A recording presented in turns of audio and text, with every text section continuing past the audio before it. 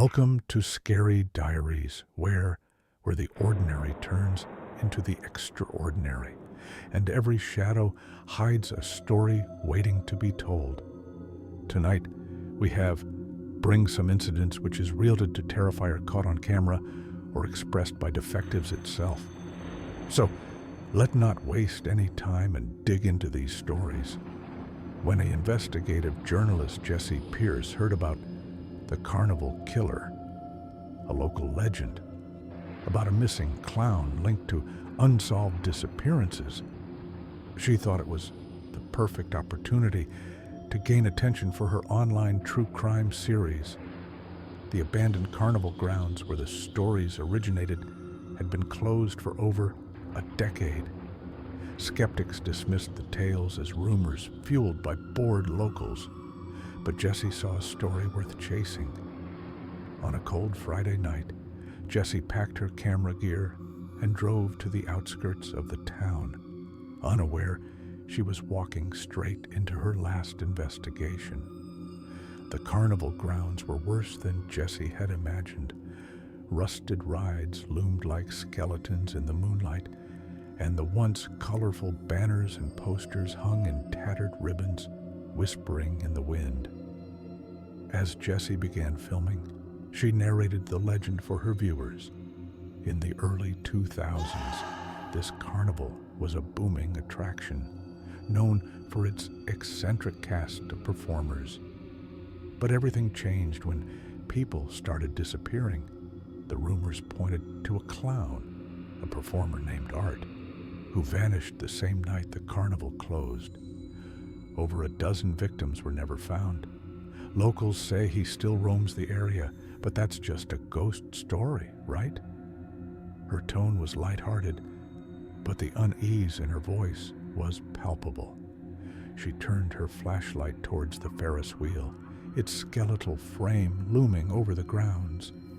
The wind creaked through the empty carriages.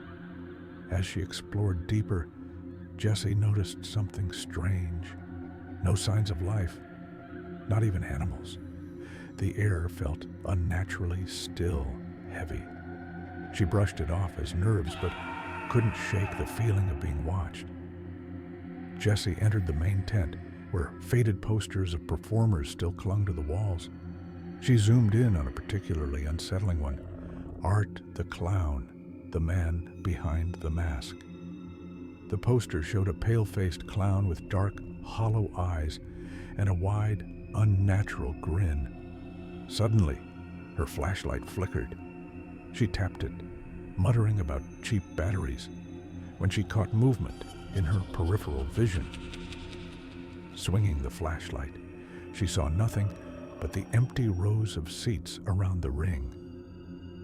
Shrugging it off, Jessie decided to explore the funhouse next.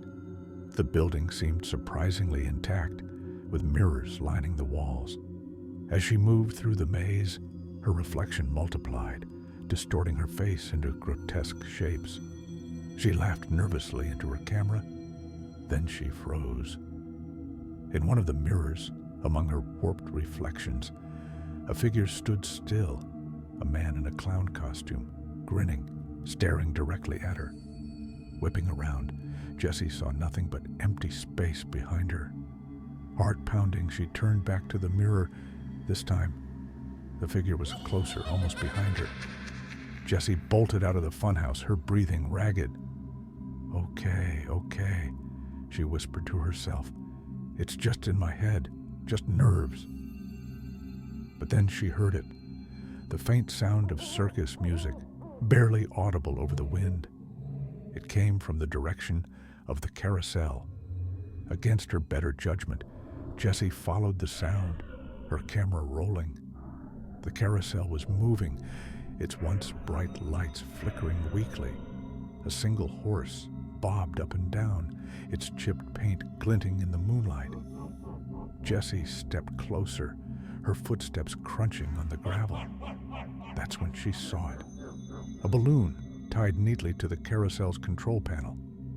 On it, scrawled in red marker, were the words, "Wanna play?" Jessie's stomach churned. She turned and ran, but the music followed her, growing louder, distorted. It wasn't coming from the carousel anymore. It was everywhere. Jessie sprinted towards the parking lot, her flashlight bouncing erratically. When she reached her car, her hands fumbled for the keys. Just as she unlocked the door, she noticed something on the windshield. Another balloon. Inside the car, panic surged through her as she turned to see the passenger seat and froze. The clown was behind the car there, grinning silently, his head tilted slightly, as if amused by her terror. Jessie screamed and stumbled backward, tripping over her own feet. When she looked up, the clown was gone. The car door was wide open, and the balloon floated lazily into the night. She tried to rationalize it. I'm hallucinating. I'm just tired. But deep down, she knew she wasn't. Determined to prove herself, Jessie decided to retrieve her camera, which she'd dropped during her flight. Returning to the carnival felt like stepping into a trap, but she convinced herself it was the only way to regain control. She found her camera near the Ferris wheel, miraculously intact.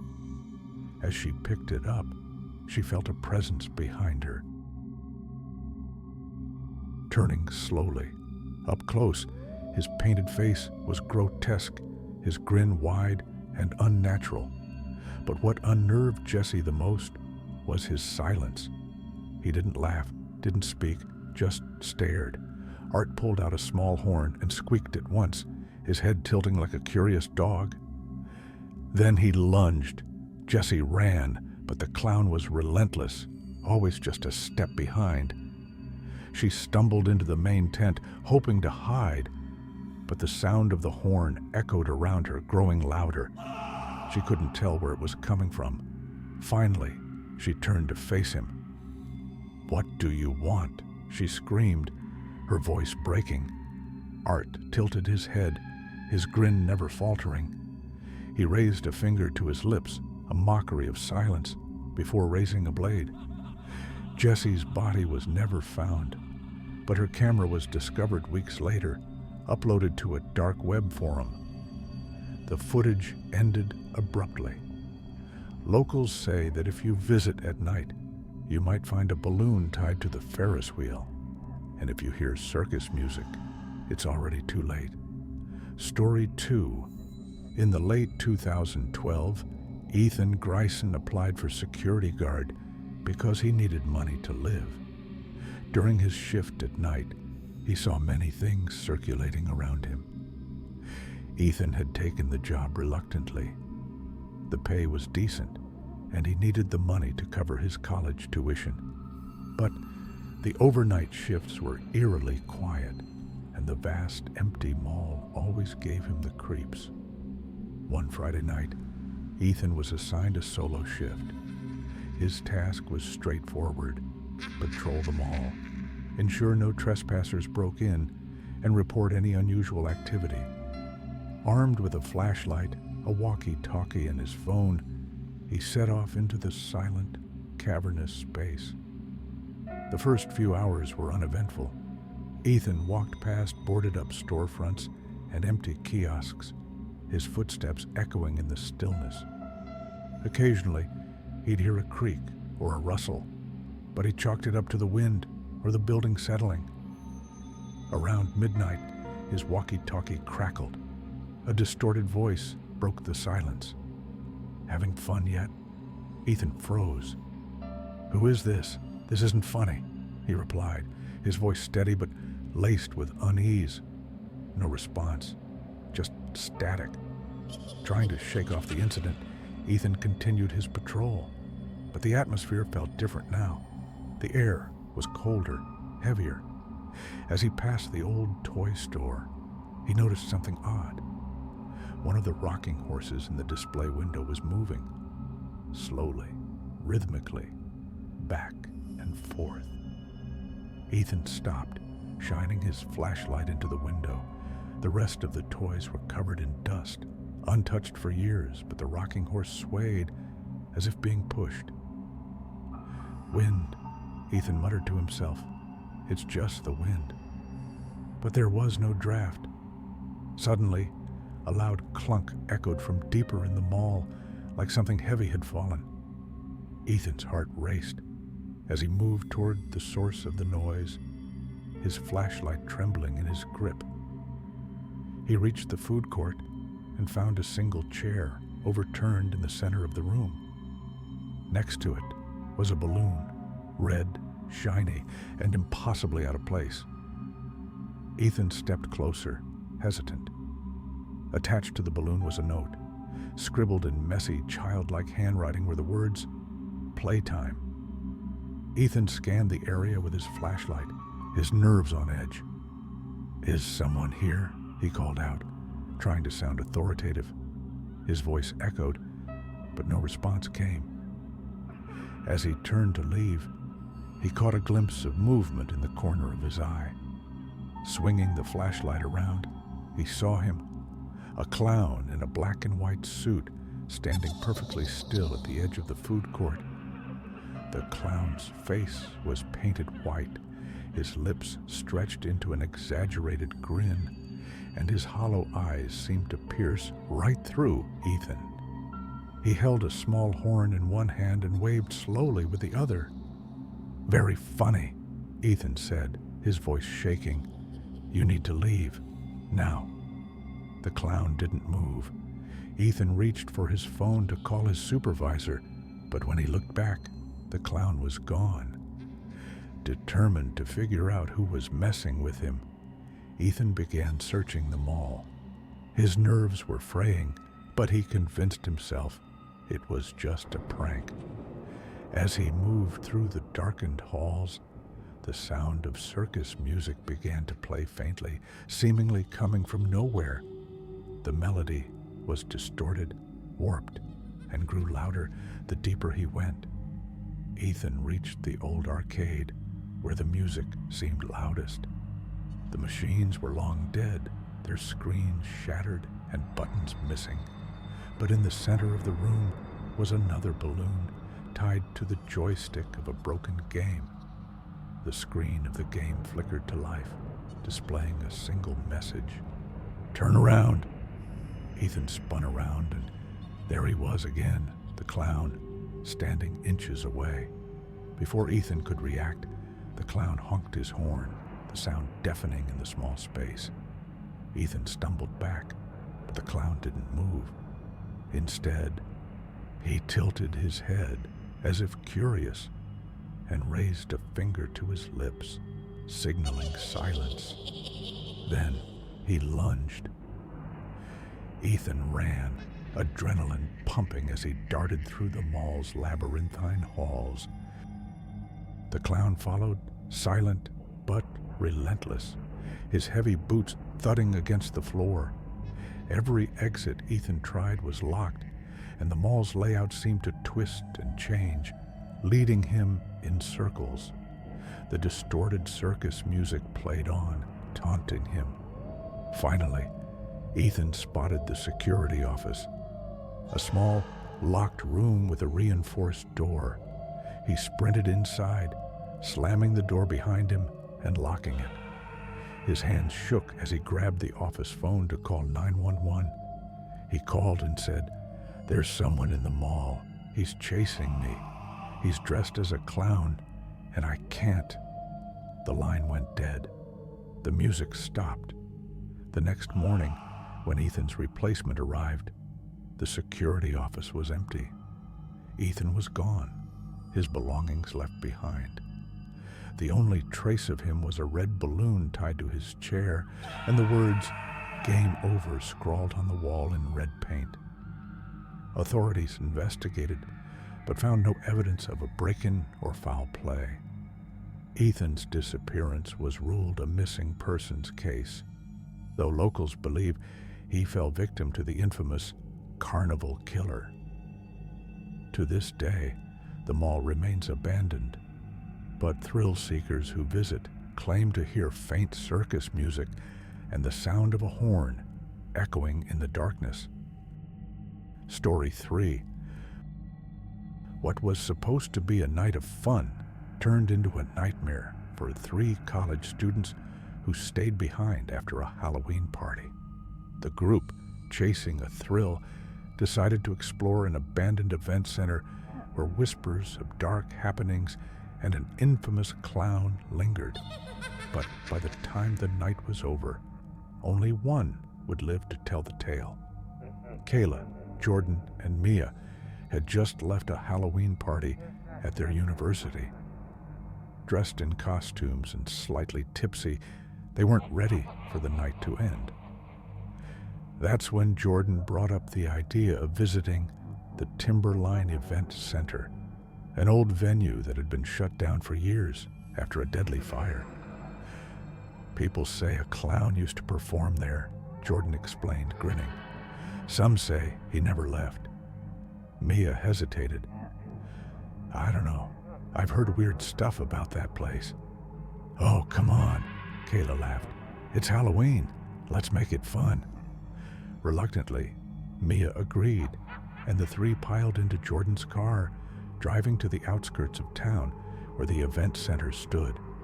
The building was a decaying husk, its facade covered in graffiti and vines. The air was colder here, and the sound of rustling leaves seemed amplified in the quiet night. Jordan kicked open a side door, and they stepped inside, flashlights in hand. The cavernous interior smelled of mildew and ash. Broken chairs and tables were scattered across the floor, and faded banners still hung from the rafters. As they explored, the group laughed and joked to hide their nerves. Kayla took a selfie in front of a crumbling stage, captioning it, "Ghost Hunting Squad." But as they moved deeper into the building, the atmosphere shifted. The air grew heavier, and the sound of their footsteps echoed unnaturally. Mia stopped suddenly. Did you hear that? What? Jordan asked, rolling his eyes. Mia pointed toward a dark hallway. I thought I heard laughing. Kayla laughed nervously. Okay, you're just trying to scare us now. But then they heard it too, a faint, high-pitched giggle echoing from the shadows. Probably some kids messing around, Jordan said, though his voice wavered. Let's keep going. Reluctantly, they pressed on, the giggling growing fainter. They found themselves in what used to be a banquet hall. In the center of the room was a single chair. Tied to it was a red balloon. Kayla approached the balloon cautiously, her flashlight trembling in her hand. Attached to the balloon was a note that read, "Welcome to the show." Okay, this is officially creepy, Mia said, backing away. As Jordan leaned in to inspect the note, the balloon suddenly popped, the sound echoing like a gunshot. The group jumped, and Mia let out a scream. Relax, Jordan said, trying to play it cool. It's just a balloon. But before they could collect themselves, the sound of heavy footsteps echoed through the room. The 3 spun around, shining their flashlights into the darkness. Standing at the far end of the hall was a figure, a clown, dressed in a black and white suit with a grotesque painted face. He didn't move, didn't speak. He just stood there, staring. Who is that? Kayla whispered. Probably some idiot trying to scare us, Jordan said, though his voice was shaky. Let's just leave. As they turned to go, the clown began to walk toward them, slowly, deliberately. Run, Mia said, her voice barely a whisper. The 3 bolted down the hallway, their footsteps echoing wildly. The clown's heavy boots followed, the sound growing louder and faster. They burst into the lobby, desperately searching for the door they'd come through. But the building seemed different now. Doorways they'd passed earlier were gone, and hallways stretched endlessly in every direction. This way, Jordan yelled. They ran until they reached a dead end. The clown was nowhere to be seen, but the sound of his footsteps had stopped. "Where is he?" Kayla whispered, her flashlight darting around. Suddenly, a loud honk echoed from behind them. They turned to see the clown standing at the end of the hall, holding a horn in one hand and a knife in the other. He tilted his head, then began to run. The group scattered, each bolting in a different direction. Kayla found herself in a storage room, hiding behind a stack of boxes. Her breathing was ragged as she tried to stay silent. She heard the sound of the clown's boots entering the room, slow and deliberate. A faint squeak of his horn sent shivers down her spine. Kayla peeked out and saw him dragging the blade along the wall, leaving scratches in the peeling paint. She tried to hold her breath, but the sound of her racing heart seemed deafening. The clown stopped in front of her hiding spot, tilting his head as if sensing her. Kayla closed her eyes, praying he'd leave. He didn't. Meanwhile, Jordan had made it back to the banquet hall. He grabbed a broken chair leg, clutching it like a weapon. "Come on, you freak," he yelled, trying to summon courage. The clown appeared in the doorway, his smile wider than ever. Jordan swung the chair leg, but the clown dodged effortlessly, grabbing Jordan by the throat.